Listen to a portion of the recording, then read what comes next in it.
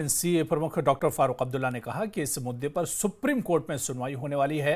दिल्ली में अपोजिशन नेताओं को बुलाया है, मैं वहां स्टेटहुड पर मजबूती से अपनी बात रखूंगा। स्टेटहुड का कल केस सुप्रीम कोर्ट में आने वाला 8 तारीख। जी सर, इसका इंतजार कीजिए, देखिए क्या होता है। कांग्रेस के नेता ने बुलाया है, सारे ऑपोजिशन लीडर्स को बुलाया है।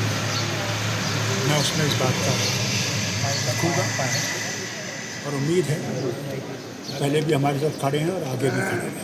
तो ये मुसीबत नहीं है, बीजेपी ने तो मुसीबत लाई ना, उन्होंने तो इन्हीं के साथ बीजेपी के साथ हाथ जोड़ा था, है वो क्या हमें बोलेंगे। अफसोस तो मुझे इस बात का आता है तो लोगों को बेवकूफ़ बना रहे हैं। 370 से कभी जाता नहीं, जाता नहीं। अगर उस वक्त मुफ्ती साहब मान जाते, जब लोग गए थे, नेशनल कॉन्फ्रेंस गई थी, कांग्रेस गई थी कि हमारे साथ इश्तराक करके अब हुकूमत चलाइए, हमें कोई मिनिस्ट्री नहीं चाहिए, मगर इनको मत लाइए। किसे लाया? वो जिम्मेवार है। आज हमको आज कहते हैं, अल्लाह ने तो पहले इनको गर्क किया है और इंशाल्लाह आगे भी गर्क। और यहां पर रुकेंगे फिलहाल।